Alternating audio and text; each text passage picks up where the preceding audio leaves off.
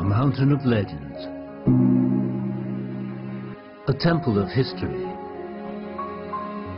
a Buddha of the future age, and the monk who laid the foundation for the modernization of Chinese Buddhism.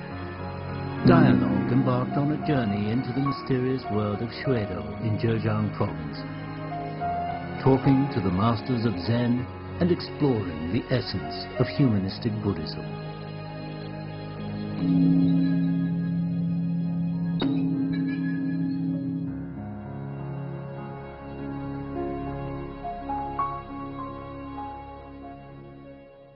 Venerable Jing Yin is the current abbot of the Po Lin Monastery in Hong Kong and the executive director of the Institute of Buddhist Culture of China. He was formerly director of the Center of Buddhist Studies at the University of Hong Kong and has written extensively on a variety of topics.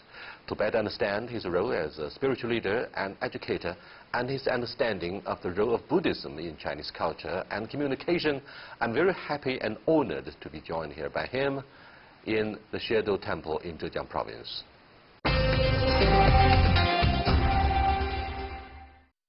Today we are very much honored to be joined here by Venerable Jing Yin from Hong Kong. Welcome to Dialogue, sir. Hong Kong had been a British colony before the return in 1997, hence there is always the difficult relationship between British legacy and traditional Chinese culture, Buddhism being an important part of what I call traditional Chinese culture. You are an eminent religious leader in this territory for years. My question is, how have you been able to handle the difficult relationship, since your job is to influence the spirituality of the younger generation in particular, because young people, many of them took part in the umbrella revolution and created a lot of the political unrest, a headache, of course, for the mainland authorities. Now, with this in our mind, I'd like to have your comments. Actually, this issue is extremely complicated. Maybe to make life easier, I just want to make the one example to illustrate this issue. Actually, just if we will compare our human physical body as a computer hardware, and then like a culture as a software. For the computer run properly, we need to install software. And the software have a different type. Then once we install different software, and then they run differently. Similarly, for the human being, our physical body, the way how the behavior depends on the software we install. Such a type of software actually is like a culture. For the Hong Kong, actually during the past 100 years, they have a different type of software. And I have to say frankly, and they more from the West rather than less from, the Chinese culture. So after returning back to China, we try to increase about the influence of Chinese culture to change the way of thinking, the thinking pattern. But in the process, we should tolerate, allow the room for such a conflict. Gradually, and then we have to, install the program properly, less conflict. So for the time being, what we could do is that try to give provide more chance for young generation to learn more about Chinese culture, so that gradually they will think in the like a Chinese way. So that should be the long-term project for us. To do the culture education. Religion is an important part of traditional Chinese culture. Do you have many young local Hong Kong followers? Actually, if you regard the Buddhism, actually one of the most important elements for Chinese culture, Confucianism, Taoism, and Buddhism. And Buddhism actually is the international one, out of the boundary of the nation. So in Hong Kong, we have 1 million people to embrace religious Buddhists, So every big occasion, Of course, I will take the different followers. So under the Po Lin Monastery, we have our own religious followers. Still is a big number. So what we try to do is that we forget about the different their weak point. We just try to educate them in our own way, make it interesting, attract them. Gradually, they're more interested about Buddhism, and also we can introduce Chinese elements. So according to my understanding, during the past 10 years, more and more people are really become understanding more about mainland China, Hong Kong, how to place their rules. And so I think it should be okay for as long as we increase the Chinese culture education in Hong Kong. The essence of Buddhism is very much about one's attitude towards life and death, to be or not to be, the purpose of life and the meaning of life. Is that possible for Buddhism, for example, to alleviate young people above their ideological bias? I mean, I use the word of bias to refer to the human weakness and strength. Values, ideological values, would of course reinforce one's conviction about what's wrong and what's right. But religion would perform much the same function. Do you foresee or have you felt any clashes between one's ideology, value orientation, and religious beliefs? Exactly. According to my understanding, normally for the young generation, then most of them are actually self-centered. They try to do everything for their own glory, build up on their own. Your use of being self-centered carries some overtones of criticism. In fact, what we call self-centered refers to individual liberty, individuality. And this is a very important part in Western culture to show respect for one's freedom of speech and mobility, so on and so forth. And yet in Hong Kong, for example, the margin for upward mobility for young university graduates is quite limited, and has growing sense of anxiety, which may in return have contributed a lot to the social unrest and even political protests. Actually, in Buddhism, normally we actually focus on this one called the dependent origination. For example, that's such a type of a doctrine. And try to illustrate, we are here is not alone. Actually, it's a product or the condition of many things joined together. So put in other words, we should make them understand. And we have no notion of I, or we advocate about the impermanence. Because we are consist of different elements, we never find everlasting, unchanging substance called I or self. Okay, so that's called the rule of the impermanence. Once we make them understand, and try to have a team spirit, team building, join the community, and gradually they have a different value on oneself. In Chinese, 忍, it's a drop of blood tolerance on the edge of the knife above heart. So the blood-stained knife above heart. This is a very vivid illustration of the Chinese character 忍. And 忍 is an important word in the Buddhist vocabulary. Now that goes back to the origin and basic and the fundamental principles of Buddhism. Can you elaborate a little bit the culture behind this character? Actually, we told the tolerance or patience when we found the difficulty, and then we have to have our own self-discipline. Even we have a power, and then we still have a self-discipline and to act and what we should be act. And of course, in another condition, when we are not strong enough and we encounter the difficulty, and also you have to try to improve yourself up to a certain level. But more importantly, what Buddhism tries to do is that is a temporal treatment. is not ultimate, the solution. At the same time, actually, we try to guide the people to do the transformation, okay, emotionally, psychologically, whatsoever. But the third stage is that sometimes we face hardship. We say hardship and joy are one, not the two. They call it the enlightened one. Okay. So in Buddhist way, they have a different stage. First one, for the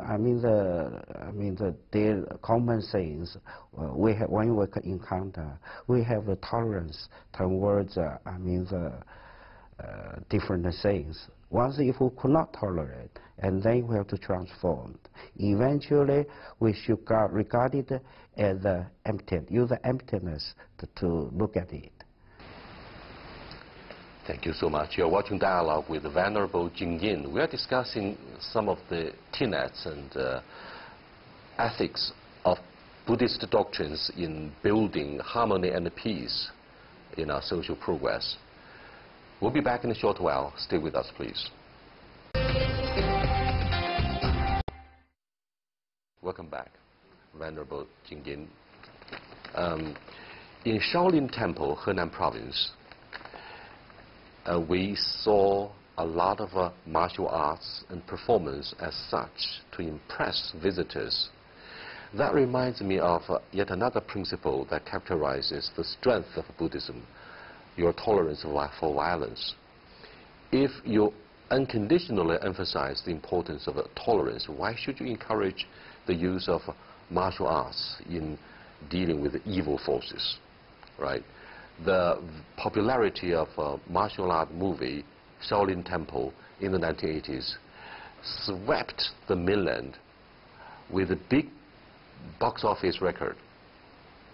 And the superstar Jack Lee became a popular household name.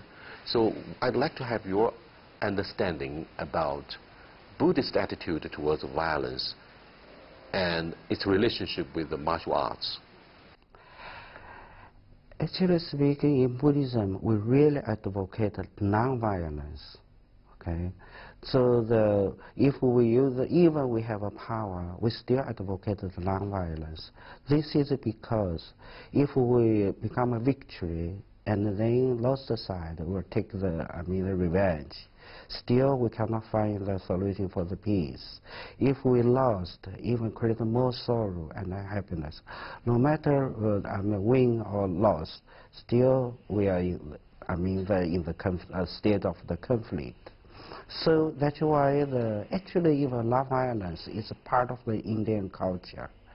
And we strongly believe through the non-violence we can gradually reduce such a conflict, negative emotion. Do you think Buddhists refuse to look at things in black and white terms?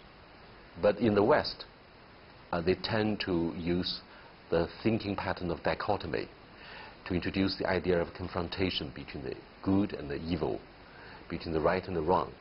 And that is why President Bush ordered the invasion of Saddam Hussein, Iraq. Some of the violence and military interventions took place as a result of their faith about,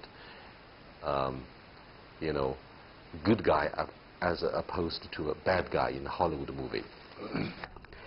Actually, Buddhism have another important theory called non-duality, 不二法门. Non-duality transforms two extremes, and win and loss, black and white, right and wrong. Because all such things, it is only a concept. For instance, good and bad. But in Buddhism, we never say have a bad guy or good guy. We only say one guy who do bad things or who do the good things. Because we have no such bad guy exist. It's conditions. Today I perform a bad deeds, we call bad guy. Next moment I do the good thing, and then I become a good guy. So Buddhism always use such the things in the stage of the changing. Changing is the eternal law. So, putting in other words, because of a black and white, two extremes, it is a root cause of the conflicts. But you have enemy, don't you? Enemy, and we have never permanent eternal enemy, okay? It is a conditional one. Let's come back to examine the economic realities in the mainland. Many young people have been made redundant, or it's very difficult for them to have good jobs. Therefore, the growing sense of anxiety. In Hong Kong, many young people took the street in what it was called the umbrella revolution to protest against the universal suffrage. Now, that's a political issue. In the mainland, however, massive unemployment has become a priority issue for politicians, because too much employment would generate a social unrest. And to protect, to guarantee social stability is, of course, first and foremost the prerequisite for many generations of Chinese communist leadership since the founding of PRC in 1949. Having said this, we wouldn't just use ideology to cushion the impact. What about the role of Buddhism in helping construct or reconstruct the atmosphere of harmony? Normally, what try to teach is just a few steps. First of all, ask them to calm down, to totally realize the situation he faced. Then accept the situation, and then try to analyze what is the real cause for us to in this difficult situation, and find the solution. And then we have to analyze. So now the bad consequences might be due to, of course, many reasons, even social, political, whatever, okay, economics. But probably we try to explore and reflect why might be the certain, the reason because of us, you know. So once we find the weak point from us, and then we try to guide them to improve it, and then the consequences could be changed. Whether we're going to have more Buddhist following in mainland China largely depends on the way the prospective believers got educated. So MOOC, or online education to spread messages of Buddhist doctrines, is becoming increasingly popular, not only in China but throughout the whole world. I wonder if you have also been engaged in MOOC education to let more young people get familiar with this charming part of traditional Chinese culture. Actually, I have engaged developing MOOC education for past 2 years already, and I also have a lot of cooperation with different centers. And in the Buddhism have a good content. We also need the ways and the means and use the modern technology to spread such a good message. Why not? For sure. Now the use of social media becomes popular with the young people. I saw many young monks in the Shadow Temple, and during the breaks, no exceptions, each and every of them would look at WeChat. Does it mean their inner tranquility will be disturbed as a result of the pervasive use of social media for networking? The traditional meditation is likely to be threatened as a result.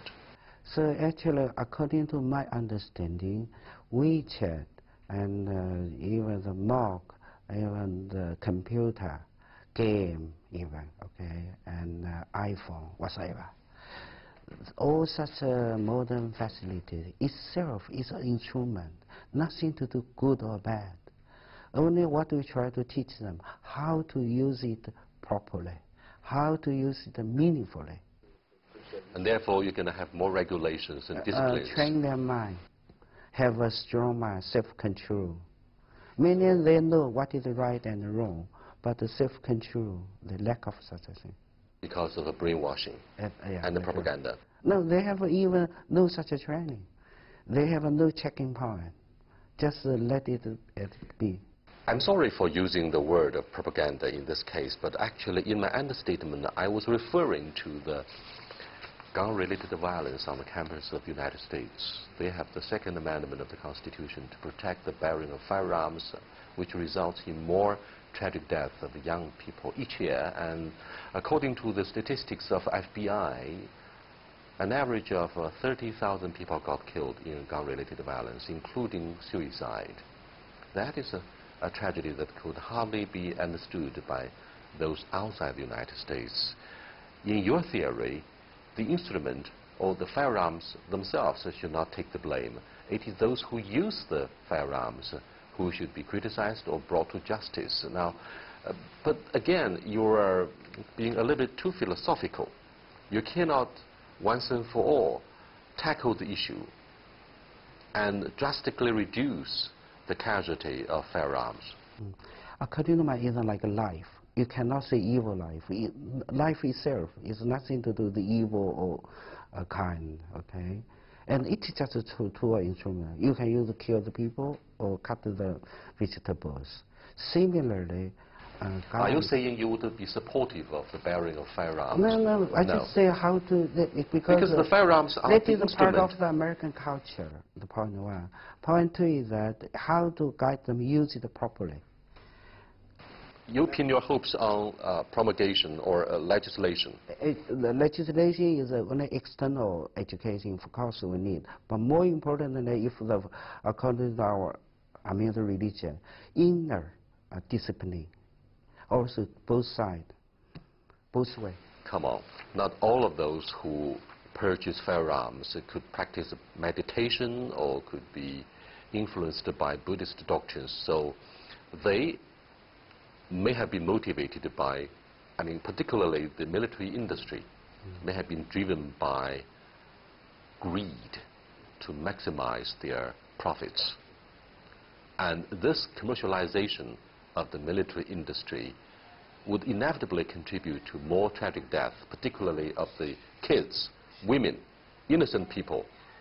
And therefore, your attitude towards the instrument itself may be called into question. It's controversial. Because you don't have the luxury of... You must be very careful. I first say that tool should not be condemned. It is silly to condemn the tool itself. Second one is that I will say how to use it tool properly for the benefit of oneself and many. That is a crucial issue. Point three, education. And the cultivation, development. Law as well. Law, yes, no, very important. Very important. And for punishment, actually, only when we have an inner education become then, or very weak, then we need such a punishment. Always mind that. Thank you very much. The last question is about family. A lot of the disciplines, all of the disciplines or code of conduct for a Buddhist would forbid a serious monk to prevent him from getting married. But this is inhuman for the secular being. I'd like to have you answer about how you look at the pleasures of a marriage and your attitude towards the definition of happiness. Actually, this one is also another very sensitive issue for the monk, for a monk, okay? But according to my understanding, 3 steps. Point one, all the monks enter monks enter the order, by their own will, not by force. If anyone find it not suitable to live in this, in the monastery, they can disrupt at any time, never by force, okay? Even for monks, Buddha allowed monks to join we call the Sangha and disrupt 7 times to make sure whether you are suitable for this type of the life, this kind of one. It's not by force, voluntary. Okay, it's his own will. It's an issue of choice. An issue of choice, yeah. Second one is that once you join Sangha, And we are not condemned like the sexual things, okay? But what try to feminist things? What we try to say here is a very important point. Once you have a family, your first responsibility have to look after the family, particularly the girl you are married. And we are Buddhists, like Buddhist monks, okay? And I say as a Buddhist monks. And once you focus your most attention on the family, and then you have a less, the energy to look after sentient beings in the society, and in the society at large. For instance, if a monk had the family, and any girl make a phone call at 12 o'clock midnight, and there will be big trouble. For monk, 24 hours, ready to save the people who in need. So putting our depends on our priority. Whether we have make a determination to give our energy to look after sentient beings in the society, or you want to look at a particular girl, depends on. If you marry a particular girl, actually you have a less choice to look after other people. It's not fair for that girl actually as well. Responsibility is very important. Okay. Thank you so much. I really appreciate this conversation. Thank you so much.